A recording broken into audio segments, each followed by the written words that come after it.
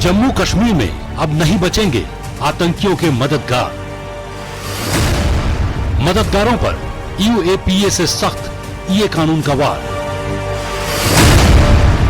आतंकियों की मदद पर मिल सकती है मौत की सजा। 4 दिन पहले रियासी पुलिस ने हकीम दान नाम के शख्स की गिरफ्तारी के बाद बड़ा खुलासा किया था। पुलिस के मुताबिक राजौरी के रहने वाले हकीम दान ने चंद रुपयों के लिए पहले 2 आतंकियों को पनाह दी और फिर उन आतंकियों के लिए गाइड की भूमिका निभाई, जिन्होंने 9 जून को शिवखोड़ी से कटरा जा रहे श्रद्धालुओं की बस पर रियासी में हमला किया।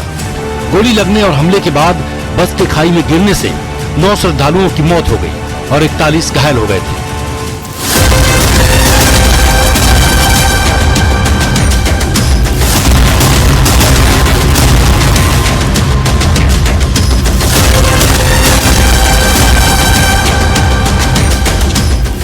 इस घटना के 2 दिन बाद 11 जून को कठुआ के हीरानगर के एक गांव में आतंकी हमला हुआ था, जहां मुठभेड़ में सुरक्षा बलों ने एक आतंकी को ढेर कर दिया। पता चला कि यहां भी कुछ स्थानीय लोगों ने ही आतंकियों को पनाह दी थी। इस मामले में 6 लोगों को गिरफ्तार किया गया है। कठुआ वाली जो इंसिडेंट है, इसमें गिरफ्तारियां हुई हैं। लास्ट जो मुझे याद है 6 के तक हुआ है, पर इस केस जो है अभी SIA को सौंप दिया गया है और रियासी वाली जो अटैक है वो NIA को दे दी गई है। पर जैसे आपको ऑलरेडी पता है कि उसमें एक जो अहम उसमें जो कॉन्स्पिरेटर था वो अरेस्ट है। ये बताते हुए DGP RR स्वयं ने आतंकियों के मददगारों पर अब तक की सबसे बड़ी कार्रवाई का ऐलान भी कर दिया। DGP ने कहा कि पाकिस्तानी और विदेशी आतंकियों के मददगारों पर अब यूएपीए से भी सख्त कानून के तहत एक्शन होगा। इस कानून का नाम है एनिमी एजेंट्स एक्ट, जिसके तहत विदेशी आतंकियों के मददगारों को ताउम्र कैद ही नहीं बल्कि मौत की सजा भी दी जा सकती है। ये फाइटर्स तो इस तरीके से कोई इन्वेस्टिगेशन के दायरे में तो आने वाले नहीं है। ये तो विजय साहब जैसे कहते काइनेटिक एक्शन में इनको गोली मार के इनको ढेर करना है। इनको जो सपोर्ट की बात चल रही है उसकी अगर आप पूछ रहे हैं कि इन्वेस्टिगेशन के दायरे में, मैं किसी जगह पे कहा कि they will be treated as enemy agent, और हमारे एनिमी एजेंट एक्ट में सजा जो है वो मिनिमम है लाइफ इम्प्रिजनमेंट और death. There is no other of punishment. It is a harsher law than UAPA.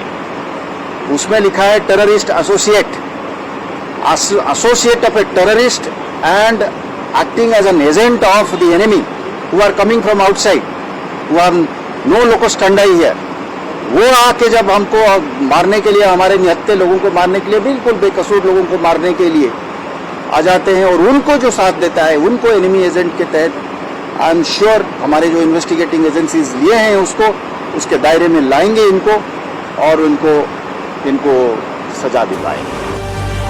आतंकियों के ऐसे मददगारों को सजा जल्द से जल्द मिले, इसलिए एनिमी एजेंट्स एक्ट के तहत विशेष कोर्ट बनाया जा सकता है। But the difference here is a harsher law will come into play. देखिए, टेररिस्ट अपना वाला बिगड़ा हुआ लड़का भी तो हो सकता है, उसमें तो मैं यूएपीए नहीं लगा सकता, सॉरी एनिमी एजेंट नहीं लगा सकता। वो चाहे कितना भी घिनौना काम किया हो, बड़ा बम फोड़ा हो, अगर अपना है यहाँ का पर बाहर का आदमी है, पाकिस्तानी है, और आपने उसको मदद करी, we will invoke enemy agent act. मददगारों पर यूएपीए की जगह एनिमी एजेंट्स एक्ट के तहत कार्रवाई इसलिए जरूरी हो गई है क्योंकि सुरक्षा बलों की कोशिशों से जम्मू कश्मीर में अब 20 के करीब स्थानीय आतंकी ही बचे हैं, जबकि 60 से ज्यादा पाकिस्तानी आतंकी हैं, जिनके लिए स्थानीय मददगारों के बिना किसी हमले को अंजाम देना नामुमकिन है। यही वजह है कि डीजीपी ने साफ साफ कहा है, जहां आतंकियों को तो देखते ही गोली मार दी जाएगी, वहीं मददगारों पर मौत की सजा वाले कानून यानी एनिमी एजेंट्स एक्ट के तहत कार्रवाई होगी।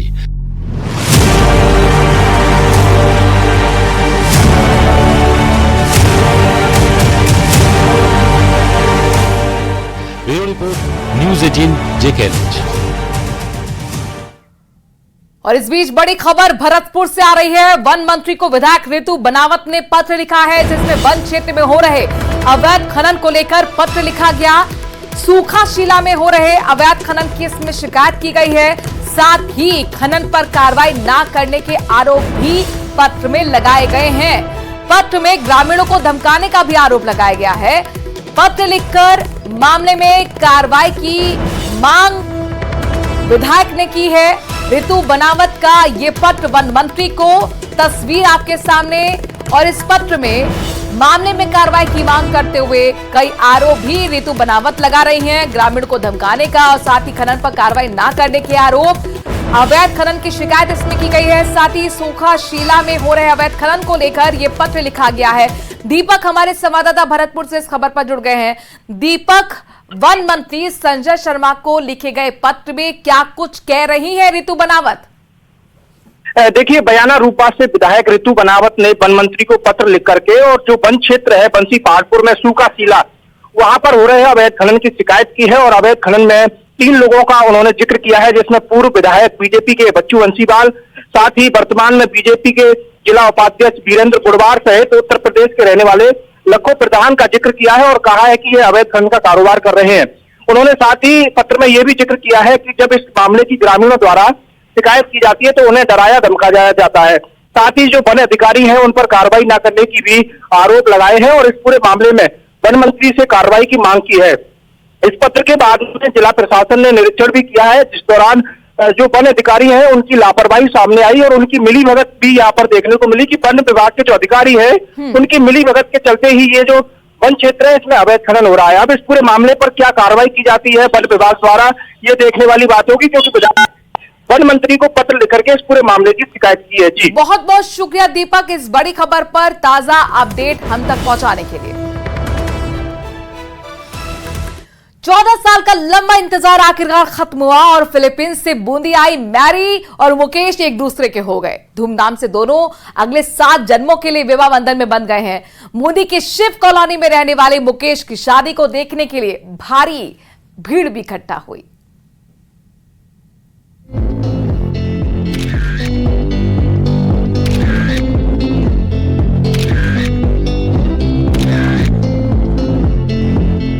देसी दुल्हा और विदेशी दुल्हन,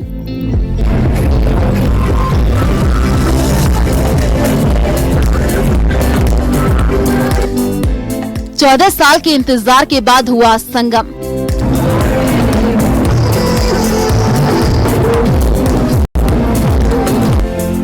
धूमधाम से कराई गई दोनों की शादी।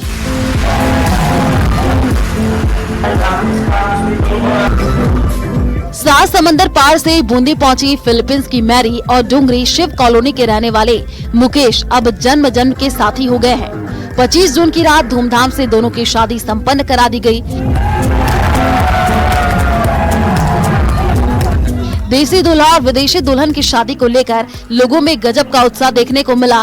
भारी संख्या में बूंदी के लोग शादी में शरीक हुए।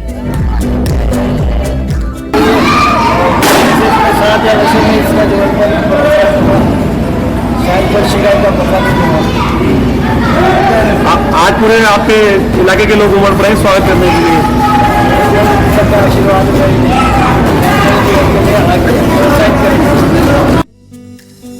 मैरी और मुकेश 14 साल पहले सोशल मीडिया के जरिए एक दूसरे के संपर्क में आए थे। घंटों एक दूसरे से चैट करते थे। धीरे धीरे ये दोस्ती प्यार में बदल गई और दोनों ने शादी का फैसला किया।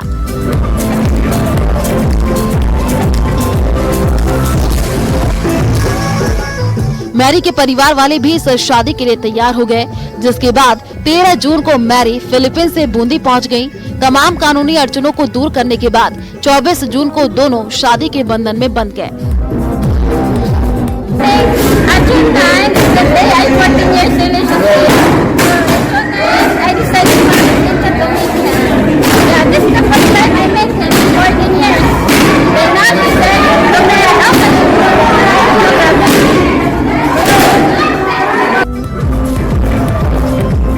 चौदह साल के इंतजार के बाद मैरी और मुकेश एक हो गए। जश्न के मौके पर लोगों ने भी जम करके डांस किया। दूल्हा दुल्हन भी फिल्मी गानों पर नाचते हुए नजर आए।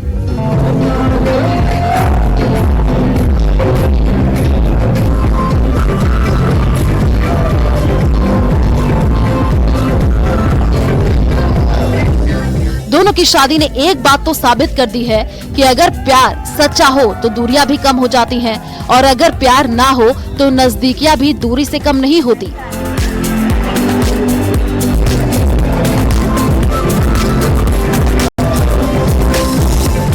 बूंदी से न्यूज़ 18 राजस्थान के लिए चैल सिंह तंवर की रिपोर्ट।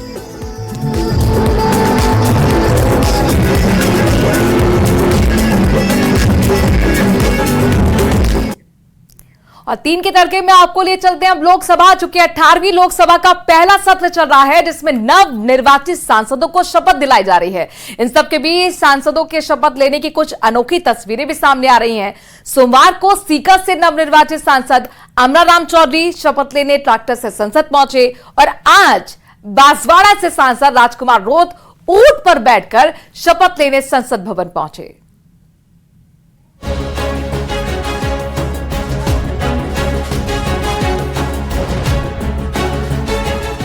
सांसद राजकुमार रोत का अनूठा अंदाज, ऊंट पर सवार होकर पहुंचे शपथ लेने, पारंपरिक आदिवासी वेशभूषा में आए नजर। पारंपरिक वेशभूषा में ऊंट पर सवार ये हैं बीएपी सांसद राजकुमार रोत। इनके इस अंदाज को जिसने भी देखा देखता रह गया। मौका था नवनिर्वाचित सांसदों के शपथ ग्रहण समारोह का। बांसवाड़ा डूंगरपुर से पहली बार सांसद बने राजकुमार रोत ऊंट पर सवार होकर संसद पहुंचे और शपथ ली। रोत ने सोशल मीडिया हैंडल एक्स पर इसकी जानकारी पहले ही दे दी थी। मैं राजकुमार रोत जो लोकसभा का सदस्य निर्वाचित हुआ हूं, मैं संविधान, प्रकृति पूर्वज एवं सत्यनिष्ठा की शपथ लेता हूं कि मैं विधि द्वारा स्थापित भारत के संविधान के प्रति सच्ची श्रद्धा एवं निष्ठा रखूंगा। इससे पहले संसद सत्र के पहले दिन सोमवार को सीकर सांसद अमराराम भी राजस्थान हाउस से ट्रैक्टर पर सवार होकर सदन पहुंचे थे। इस दौरान उन्होंने देसी राजस्थानी वेशभूषा यानी धोती और चोला पहना हुआ था। सांसद अमराराम के संसद के लिए रवाना होने का ये वीडियो सोशल मीडिया पर जमकर वायरल हो रहा है। अमराराम राजस्थान में किसानों के दिग्गज नेता माने जाते हैं, जिन्होंने किसान आंदोलन में अहम भूमिका निभाई थी।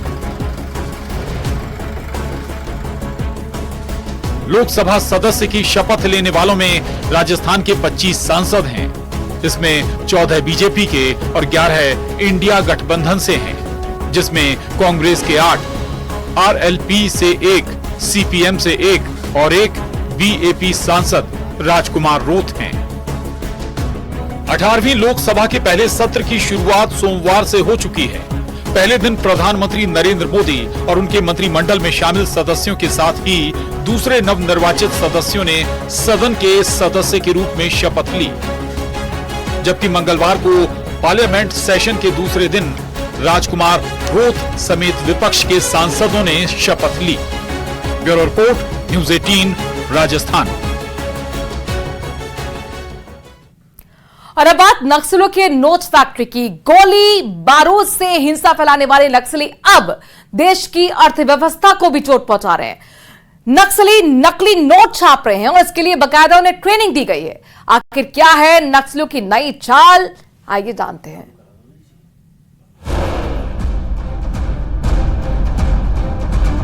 हथियारों के बल पर हिंसा फैलाने वाले नक्सली अब नकली नोट का धंधा भी करने लगे हैं। सुकमा में नक्सल विरोधी अभियान के दौरान सुरक्षा बलों ने नक्सलियों की नोट फैक्ट्री का पर्दाफाश किया। नक्सली कोराजगुड़ा के जंगल में नोट की छपाई कर रहे थे। इनके पास से 50 से लेकर 500 तक के नकली नोट भी बरामद हुए। पुलिस को नकली नोट छापने और मार्केट में खपाने की जानकारी मिली थी, जिसके बाद पुलिस अलर्ट हुई। फौरन जिला बल, डीआरजी और बस्तर फाइटर के संयुक्त पार्टी सर्चिंग के लिए निकली। मैलासूर, कोराजगुड़ा, दंतेशपुरम और आसपास के इलाकों में जवानों ने अभियान चलाया और इसी दौरान जवानों को कोराजगुड़ा के जंगल में देख नक्सली मौके से फरार हो गए। सुरक्षा बलों ने पूरे इलाके में सर्चिंग की और इसी दौरान टीम को नकली नोट बनाने की machine, colour printer machine, colour ink मिला है। पुलिस और सीआरपीएफ द्वारा सुकमा जिले में जो नक्सल निर्मूलन अभियान चलाया जा रहा है, उसके अंतर्गत दिनांक 22 तारीख को सुकमा पुलिस को ये सूचना मिली कि जो कोंटा एरिया कमेटी द्वारा कोराजगुड़ा, मैलासूर वाले जो जंगल है उस इलाके में प्रिंटिंग मशीन व अन्य उपकरणों द्वारा नकली नोट की छपाई की जा रही है। उसी सूचना के आधारित 50 BN सीआरपीएफ, जिला पुलिस बल सुकमा, डीआरजी, बस्तर फाइटर, इनके द्वारा इस एरिया में ऑपरेशन लॉन्च किया गया। नक्सली नकली नोट छाप रहे हैं, आखिर क्यों और कहां से इनकी इसकी ट्रेनिंग मिली है? पुलिस के मुताबिक बड़े नक्सली कैडरों ने हर एरिया कमेटी के एक एक नक्सली को नकली नोट छापने की ट्रेनिंग दी है। ये नकली नोट छापकर साप्ताहिक बाजारों में खपाया जा रहा है। अपने आप को आदिवासियों का हितैषी बताने वाले नक्सली नकली नोट छापकर उन्हीं के साथ छल कर रहे हैं। नक्सली नकली नोटों के जरिए देश की अर्थव्यवस्था को बिगाड़ने की कोशिश भी कर रहे हैं। नक्सली काफी मात्रा में वहाँ नकली नोट की छपाई कर रहे थे। इसकी और जांच कराई गई, उसके बाद ये समझ में आया कि जो वेस्ट बस्तर वाला जो इलाका है 2022 में हर एरिया कमेटी से एक दो लोगों को वहां प्रशिक्षण दिया गया है 6 महीने का। और इस पूरे वारदात के बाद ये समझ में आता है कि नक्सली काफी संख्या में जो नकली नोट है उसका इस्तेमाल करना चाह रहे हैं। नक्सलियों को नकली नोट छापने के लिए बाकायदा ट्रेनिंग दी जा रही है। पिछले कुछ सालों से नक्सल इलाकों में लगातार कैंप भी खोले गए। नक्सलियों का शहरी नेटवर्क काफी हद तक खत्म हो चुका है, जिसके कारण नक्सलियों के सामने अब आर्थिक दिक्कत आ चुकी है, जिसे दूर करने के लिए भी नक्सली नकली नोट छाप रहे हैं। कहीं ना कहीं उनके संगठन में कमजोरी और उनके निर्णय लेने की क्षमता पर लगातार फोर्स सवालिया निशान उठा रही है। तो नक्सल संगठन कमजोर हुआ है, आर्थिक संकट से भी जूझ रहा है, पर नकली नोट उनके संगठन में कितना प्रभावी उपयोग में आएंगे या उनको कितने मतलब सरलता से ये खपा पाएंगे, ये एक बड़ी बात है। अब तक नक्सली गोली बारूद के बल पर दहशत फैलाते थे, लेकिन अभी अपनी आर्थिक दिक्कत दूर करने और देश को नुकसान पहुंचाने के लिए नकली नोट छापने लगे हैं। नक्सलियों की इस नई चाल का पर्दाफाश हो चुका है, लेकिन अब नकली नोट भी बड़ी चुनौती है। और इस बीच सिरोही से बड़ी खबर आ रही है। बिजली विभाग के खिलाफ अनोखा प्रदर्शन देखने को मिल रहा है। विभाग के कार्यालय पर ढोल नगाड़ों के साथ किसान पहुंचे हैं। ग्रामीण क्षेत्र में बिजली कटौती को लेकर कार्यालय पहुंचे किसानों ने अधिकारियों की नींद खोलने के लिए प्रदर्शन किया है। अधिकारियों के बाहर नहीं आने पर फ्यूज निकालकर प्रदर्शन करते हुए भी ग्रामीण नजर आए हैं। यह अनोखा प्रदर्शन हो रहा है सिरोही में। बड़ी खबर, जहां पर बिजली विभाग के खिलाफ अनोखा प्रदर्शन, विभाग के कार्यालय पर ढोल नगाड़े के साथ किसान पहुंचे। दरअसल बिजली कटौती से परेशान ये किसान और ग्रामीण कार्यालय पहुंचे। अधिकारियों की नींद खोलने के लिए इस तरह का अनोखा प्रदर्शन, ये तरीका अख्तियार किया गया। साथ ही अधिकारियों के बाहर नहीं आने पर फ्यूज को निकालकर विरोध दर्ज कराते हुए आप ग्रामीणों को देख पा रहे हैं। ढोल नगाड़े के साथ ही प्रदर्शन किया गया है और इसके जरिए संकेत देने की कोशिश की गई है कि अधिकारी जो नींद से नहीं जागे हैं, जिन्होंने कार्रवाई नहीं की है, वो अब जाग जाएं। ये देखिए किस तरीके से ढोल नगाड़े के साथ ग्रामीण पहुंचे बिजली विभाग के खिलाफ प्रदर्शन करने के लिए। कार्यालय के बाहर ढोल नगाड़ों के साथ प्रदर्शन और साथ ही जब अधिकारी बाहर नहीं निकले तो फ्यूज निकाल लिया गया और फ्यूज निकालकर अपना आक्रोश जाहिर करने की कोशिश ग्रामीण और किसान सिरोही में कर रहे हैं। पावर कट की परेशानी है, भीषण गर्मी और इसके बीच में बिजली कटौती से ग्रामीण लगातार परेशान है। लिहाजा अनोखा तरीका इन्होंने अख्तियार किया। अधिकारी की नींद तोड़वाने के लिए ढोल नगाड़ों के साथ प्रदर्शन करने के लिए किसान पहुंचे। इस बीच डिडवाना से बड़ी खबर है, जहां पर युवा कांग्रेस का हल्ला बोल प्रदर्शन देखने को मिला है। डिडवाना के कलेक्टर कार्यालय पर युवा कांग्रेस प्रदर्शन करने के लिए पहुंचे। बीजेपी सरकार के खिलाफ कांग्रेस का यह धरना प्रदर्शन है। दरअसल नीट पेपर लीक को लेकर लगातार हंगामा बरपा हुआ है। इसके साथ साथ अघोषित बिजली कटौती और पेयजल को लेकर भी प्रदर्शन किया जा रहा है।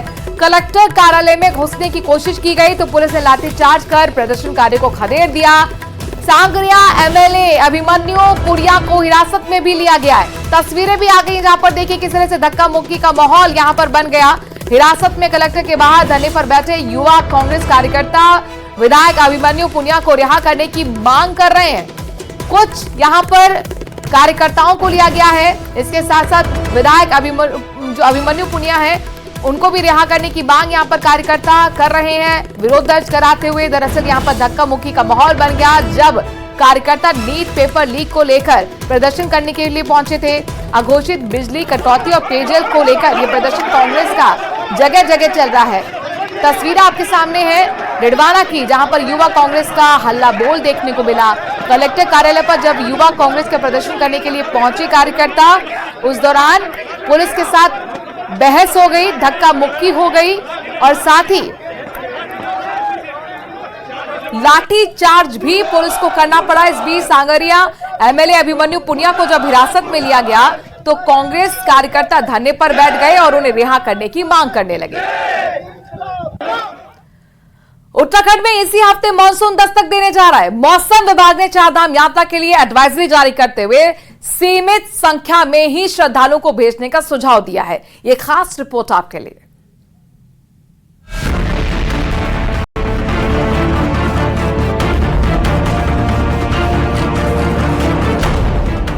उत्तराखंड में 27 से 28 जून के बीच मानसून दस्तक देने जा रहा है। प्रचंड गर्मी के बीच मानसून का बेसब्री से इंतजार हो रहा था। 27 और 28 जून को गढ़वाल और कुमाऊं दोनों जगह तेज बारिश के रूप में इसका असर देखा जा सकता है।